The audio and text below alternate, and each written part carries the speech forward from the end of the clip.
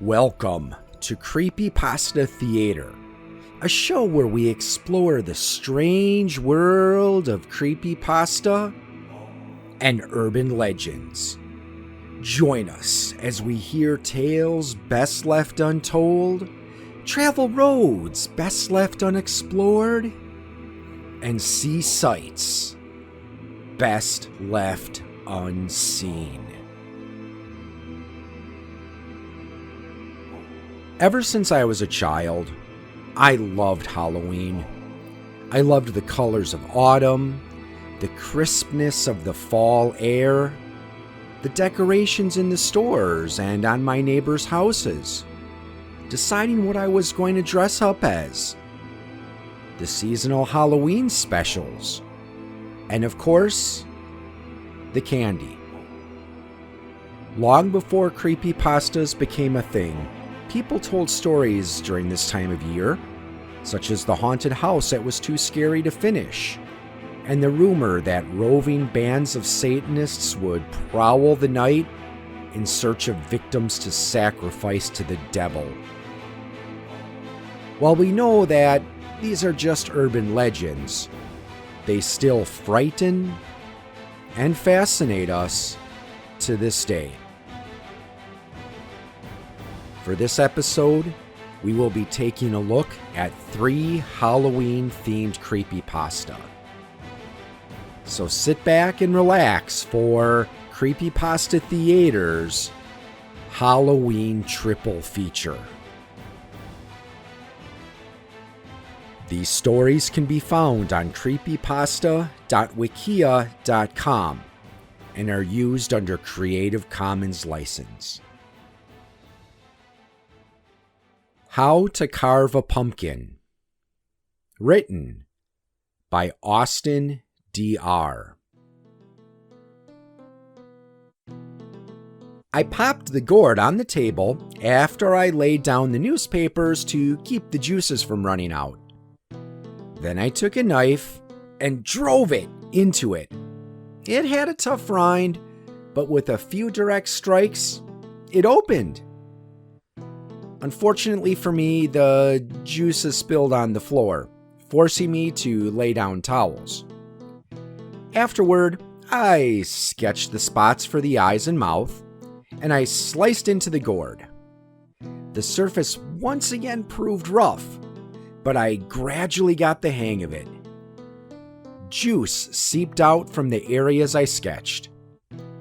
Lastly, I made a deep cut on the top. I needed a sharper blade for it. With the gooey residue exposed, I scooped it out thoroughly and placed a candle inside. Now all that's left to do is get around to carving those pumpkins.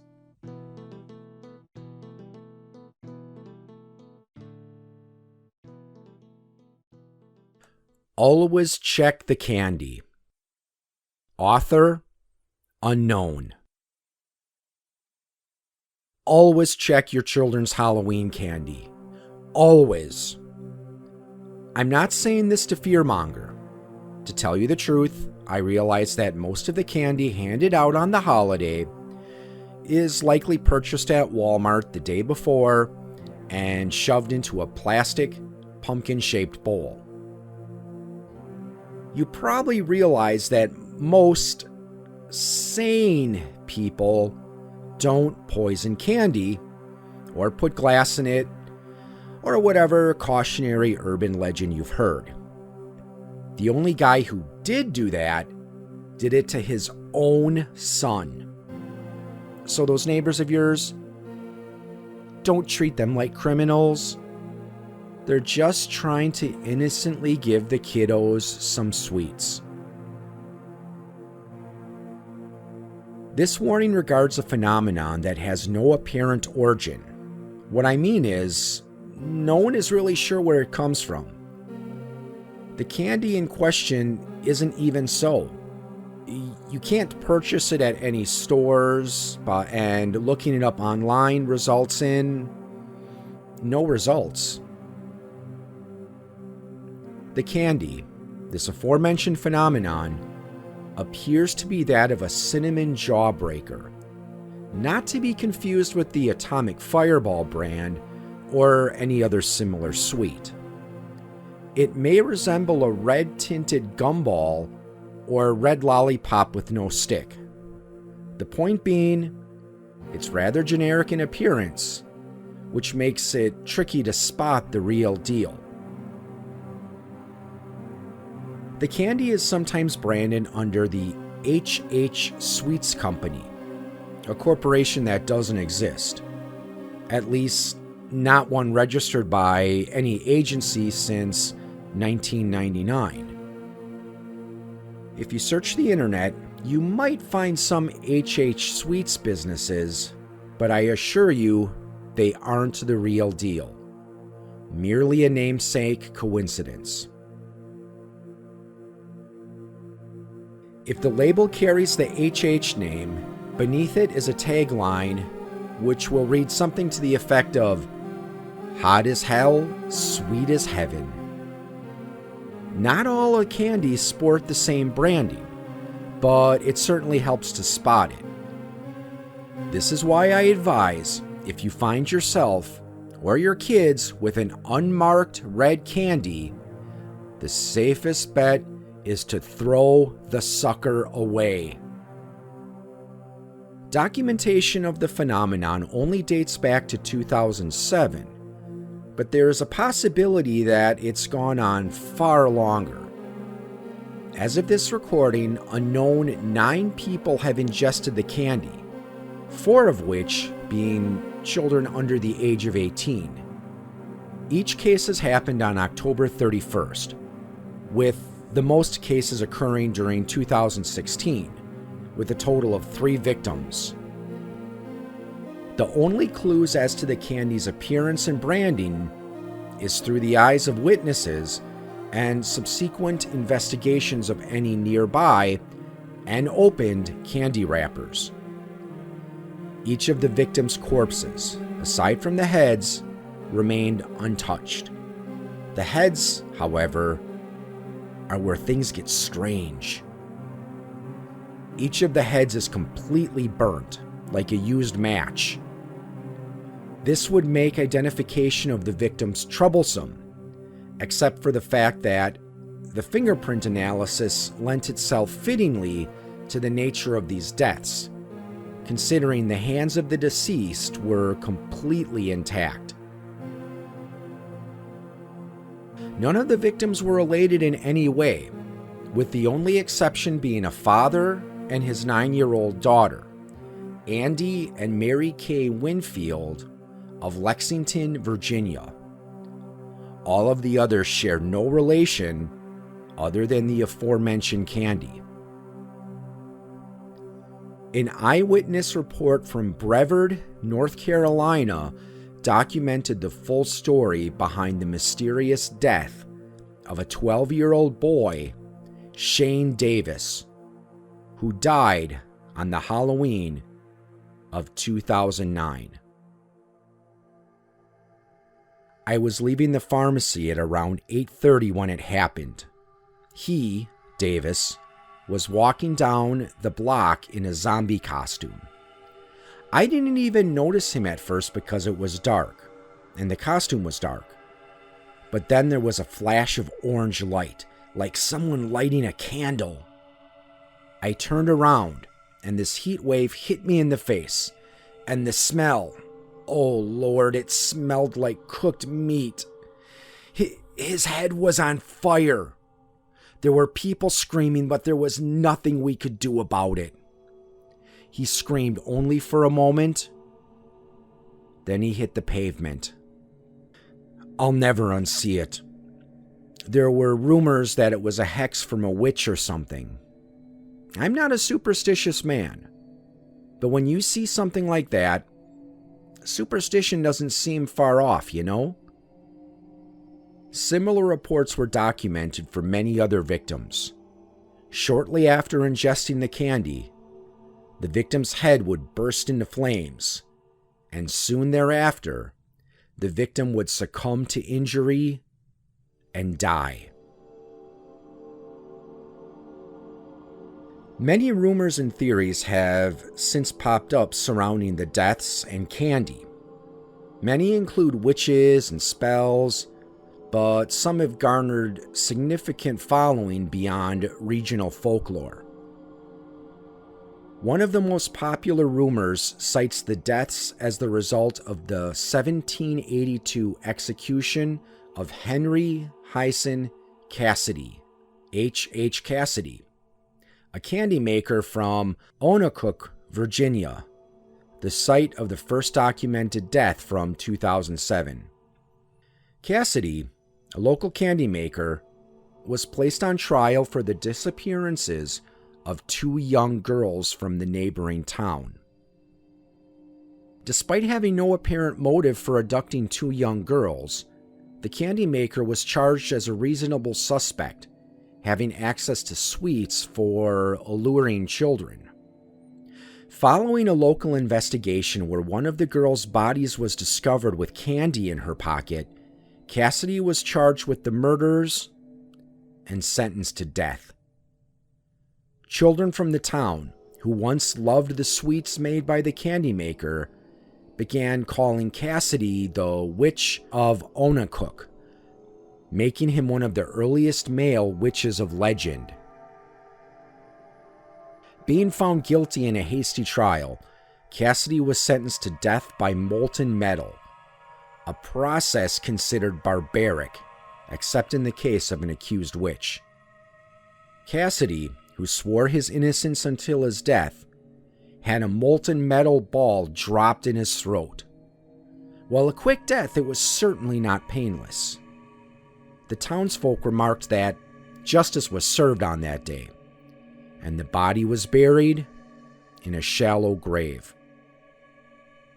Given that Andy and Mary Kay Winfield were also from Virginia, many speculated that the spirit of Cassidy returned to punish those responsible for his death, using his signature candy as a way to torment the descendants of his accusers. The name, too, H.H. Cassidy, would explain the name on the wrapper, H.H. Sweets. Another popular theory is usually referred to as the jack-o'-lantern story. Based on the Irish myth, the story goes that a man known as Stingy Jack tricked the devil on multiple occasions, resulting in his banishment from hell as well as heaven, as he was a trickster at heart. The man, forced to roam the earth, lit coal within a turnip and has been using it ever since to light his eternal path. The story, clearly rooted in the Halloween tradition of carving jack-o'-lanterns, has been used to explain the candy too. Stingy Jack, as he's referred, seeks out souls to join him in his eternal punishment. The candy, which burns the head of its consumers, turns them into a somewhat crude jack-o'-lantern. This would explain the fiery demise of the victims, as well as the connection to the celebration of Halloween. In conjunction with the Stingy Jack narrative, there are some who conclude the candy is the work of the devil himself, tormenting unsuspecting holiday celebrators with death merely for the fun of it. A rather sick treat, yes, but then again, mischief is commonplace in the celebration of Halloween. As for this theory, the HH label would stand for Hell's Hottest, or some other variation of the hell alliteration. Despite these varying backstories to the candy, there is a far more grounded explanation that many have subscribed to. Rather than reading into the H.H. Sweets mythology, some conclude that H.H. Sweets is precisely what it claims to be, a candy company. The motive for committing these crimes is, at large, still a mystery. But this theory cuts out the claims of ghosts and devils, suggesting instead that a few select sickos had the willpower to conjure up sweets with the intent to kill. In the end, no one theory is correct, at least not one that can be confirmed by traditional means. A candy that is, for a lack of a better term, supernatural, can only be explained by the supernatural, making it extremely difficult to verify any of the information regarding it.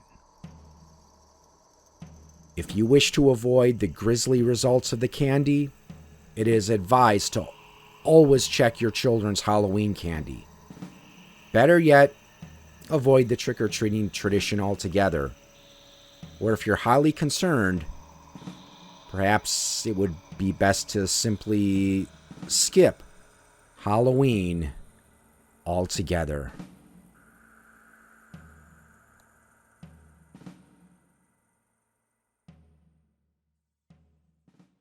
The Wanderer on the Tracks.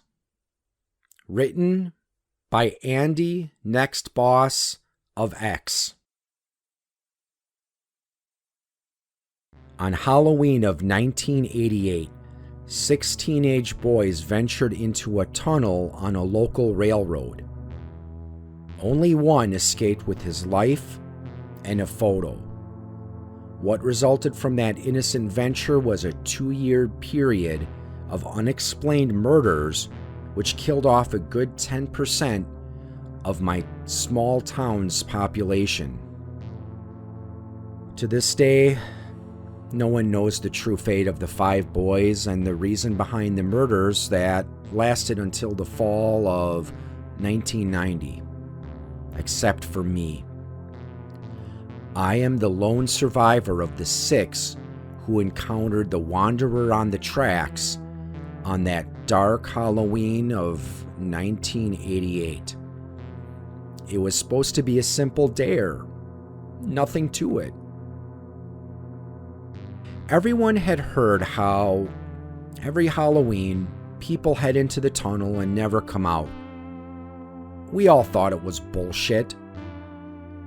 Then again, we were only 14 and not very well learned in the way of the paranormal. All we expected was just some crazy dude in a bedsheet.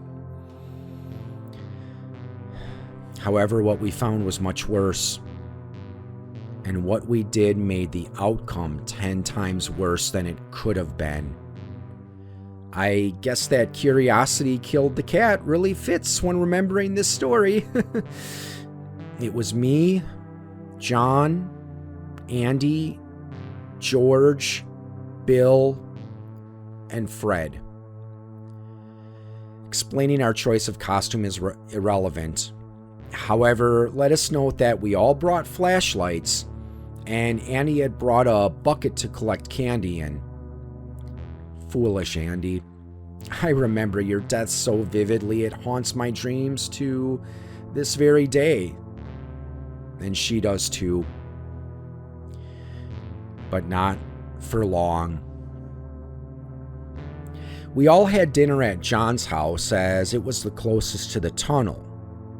After that, we played some Super Mario Brothers on his NES to pass time until it was dark. When it was, we all departed to complete the dare we so foolishly accepted. I carried a Polaroid to show everyone what was really in the tunnel. When we left, it was considerably dark outside. Most of the dads were parading their 7-year-olds up and down the street, getting candy before it got really dark.